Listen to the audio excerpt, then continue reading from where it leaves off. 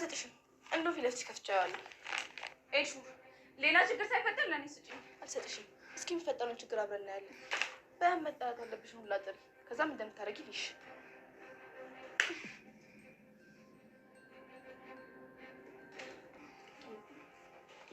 ቶማስ ለብዙ ቀን እየተፈለገ ቢገኝም በአሁኑ ግን ሞቷል የሚል ዜና ሰምተዋል። ያፌት እንግዲህ እንዴት ነው ለቤተሰቦቹ መናገር ያለብኝ በማለት ተጨንቋል። ነገር ግን ከሁሉም ቤተሰብ በጣም ያሳሰበችው ኤልሹ ነበረች። ኤልሹን እንግዲህ ከሁሉም ቤተሰብ አብልጦ የሚወዳት ስትሆን እንዲሁም ደግሞ በሉልም ይሄን ነገር ማወቅ የለበትም ስለ አባቱ ጉዳይ፣ ግን ደግሞ ግዴታ ማወቅ አለባቸው። ግን ከሁሉም በፊት መጀመሪያ መስማት ያለባት ኤልሹ ናት በማለት እንግዲህ ወደ ኤልሹ መኝታ ክፍል አምርቶ ነበረ።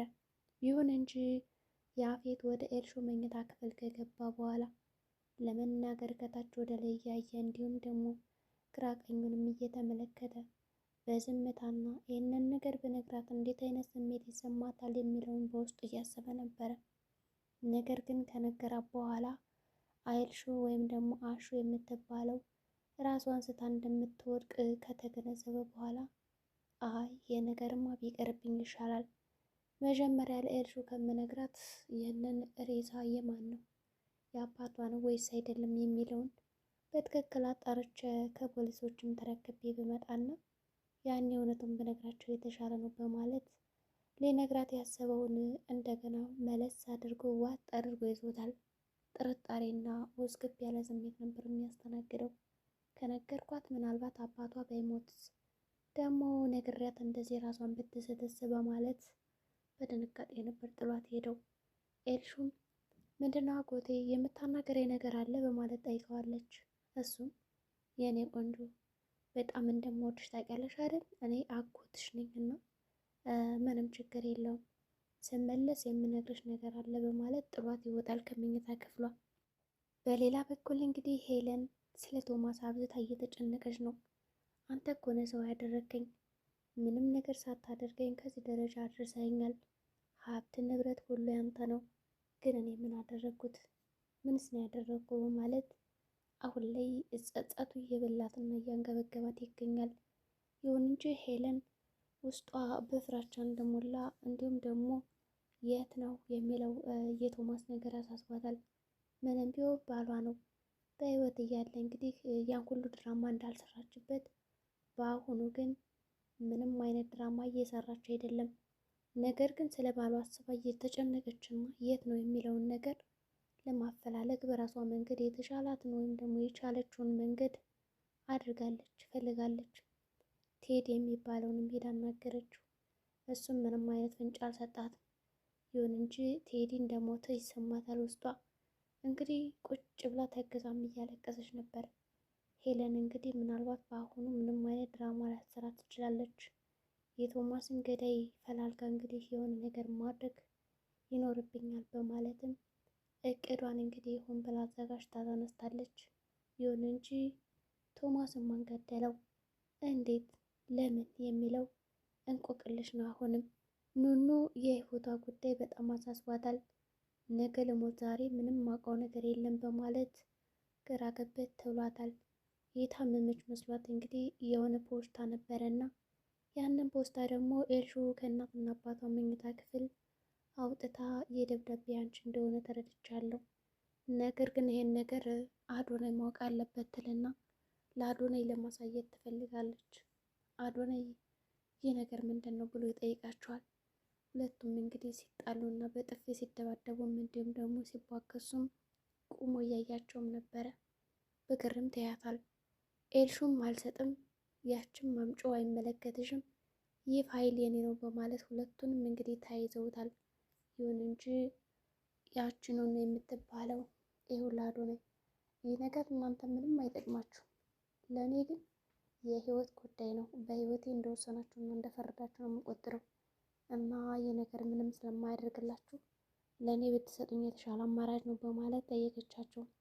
እንግዲህ ያቺ ኤልሱም ይህ ነገርማ ምን እንደሆነ ሳላውቅ አልሰጥሽም በማለት ትግል ላይ ሳለች ኑኑ ስሜታዊ ትሆንና በጥፊ ነበር ያጮለቻት። ካጮለቻትም በኋላ እንግዲህ ጉንጯ ቀይ እስከሚሆን ነበር የተደበደበችው።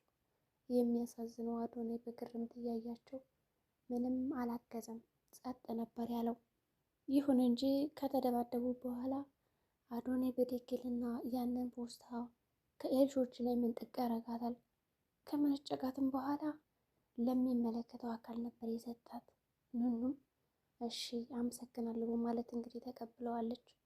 ግን ምን ነገር ምንድን ነው ሳልከፍተው ንገረኝ ይላታል። አይ አልነግርህም በማለት ኑኑም ለመናገር ፈቃደኛ አልሆነችም።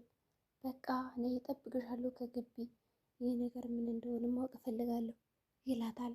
እሷም እሺ በማለት እንግዲህ ከዛ መኝታ ክፍል ትወጣለች። ከዛ ቀደም ብላ እንግዲህ ያቺ ኤልሹ የምትባለው ይህንን ደብዳቤማ ምን መስጠት የለብኝም፣ ቆይ ይህንን ነገር እኮ በመስኮት ወርውሬ እኔ ማምለጥ እችላለሁ፣ እዚህ መኝታ ክፍል አይደለም፣ ስለዚህ እንደዛ ላድርግ ትልና ለማምለጥ ትሞክራለች። ይሁን እንጂ አልተሳካላትም። ቁማ ነበር የቀረችው። በሉልና ኑኑ ከቤተ ክርስቲያን መልሱ መጥተዋል።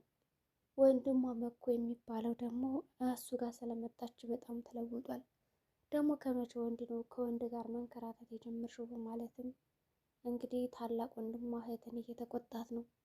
አረ ወንድሜ ይቅርታ፣ ምንም አይደል፣ ደግሞ ከእሱ ጋር አይደለም የመጣሁትና ሄድኩት፣ ያው እናቴም ነበረችና እሷ ስለምትቆይኛ ቀደም ብለን መተን ነው እንጂ ሌላ ምንም ነገር የለም በማለት ነገረችው። እንግዲህ ያ መኩ የሚባለው ወንድሟ ክብርሽን መጠበቅ አለብሽ እንጂ ከማንም ወንድ ጋር እንደዚህ ስትንዘላዘይና ክብርሽን እንድታጭ አልፈልግም፣ ስርዓት ይኑርሽ በሚለውም እንግዲህ ሀሳቡን ገለጸላት። ኑኑም እንግዲህ የወንድሟን ሀሳብ ከተቀበለችም በኋላ እሺ በማለት እንግዲህ ወደ ስራዋ ተመልሳለች። መሲ የቴዲ ፍቅረኛ እንደሆነች ስታውቅ ያዙ ይለቀቁኝ እያለች እንግዲህ እያበደች ትገኛለች። ይህማ ሊሆን አይችልም፣ እንዴት ቴዲ ሊሆን ይችላል? ታዲያ ከመጀመሪያውም ጀምሮ እነዚህ ሁለቶች ሲጫወቱብኝ ነበር ማለት ነው በማለት ልታምን አልቻለችም። ቴዲ ምን ቢያደርጋም ነው እንደዚህ ቀወጥ ያደረገችው? መሲ ለምን አልተቀበለችውም? ለምንስ ማመን አልፈለገችም? ይሁን እንጂ መሲ በጣም ረጅም ደብዳቤ ተልኮላታል። ይሁን እንጂ አሁን ይህንን ፎቶ ስታይ ማን ነው ምንድን ነው የሚለው ነገር በአእምሮሽ እየተመላለሰ እንደሆነ አውቃለሁ፣ ግን እመኝ በጣም የምወድሽና የማፈቅርሽ ጓደኛሽ ነኝ ይላታል። መሲ ፎቶውን ካየች በኋላ ተደጋጋሚ ስልክ ስትደውልለት ነበረ። ነገር ግን ቴዲ የተባለው ምንም አይነት ስልክ እያነሳ አልነበረም። ይሁን እንጂ ቴክስት ስልክ ከማነሳ ቴክስት በመልስ ይሻለኛል በማለት አንድ ልክ ወረቀት የሚሆን እንግዲህ ደብዳቤ ጽፎላት ነበረ። ይህንን ጽሑፍ መጻፍ የለብኝም ግን ደግሞ ድፍረት አይሆንብኝና መናገር አለብኝ። እርግጥ ነው ፎቶዬን እንዳየሽው ማን ነው ለምን የሚለው ጥያቄ በአይምሮሽ ውስጥ እየተመላለሰ እንደሆነ አውቃለሁ በማለት ጀምሮታል ደብዳቤውን። መሲም እንግዲህ የእንባ ጎርፍ እያዘነበች ነበር ያነበበችው ደብዳቤውን። ለምን እንደዚህ ሆነ በማለት እንግዲህ ደብዳቤውን አንብባ ከጨረሰች በኋላ በለቅሶ መሬት ላይ ወድቃም ስትንፈራፈር አይተናታል። ለምን እንዴት እንደዚህ ታደርጋላችሁ? በሌላ በኩል እንግዲህ ፍቅረኛዋን ለማግኘት ፏ ዝንጥ ብላ ነበር ልትወጣ ያሰበችው። ነገር ግን መኝታ ክፍሏ ተቆለፈባት። ያቺ ሄለን የምትባለው ከቆለፈችባትም በኋላ ነይ ክፈችው አንቺ ሰይጣን፣ ደግሞ ከዚህ በላይ ምን ልታረጊ ነው? ነይ እስኪ ከዚህ በኋላማ ምን እንደምታረጉ አውቃለሁ በማለት በሩን በኃይል ብደበደብም የሚሰማት ነገር የለም። ምንም እንኳን ከአንድ ቤት ቢኖሩም ማንም መሲ የት ናት፣ እንዴት፣ ምን ሆነች የሚለው ጥያቄ እንቆቅልሽ ሆኖባታል። ለምን መሲ በዛ በኃይል ስትደበድብ በሩን እንዴት አይሰሙም? መሲ የትኛው ክፍል ብትሆን ነው እንደዛ በኃይል ስትደበድበው ሊሰሙ ያልቻሉት? እናቷ፣ እህቷ፣ ወንድሟ የት ነበሩ? ሁላቸውም ከአንድ ቤት ተቀምጠው፣ ነገር ግን መሲ እንደዛ ስትሰቃይ ማንም ዞር ብሎ ያስተዋላት ሰው የለም ነበረ።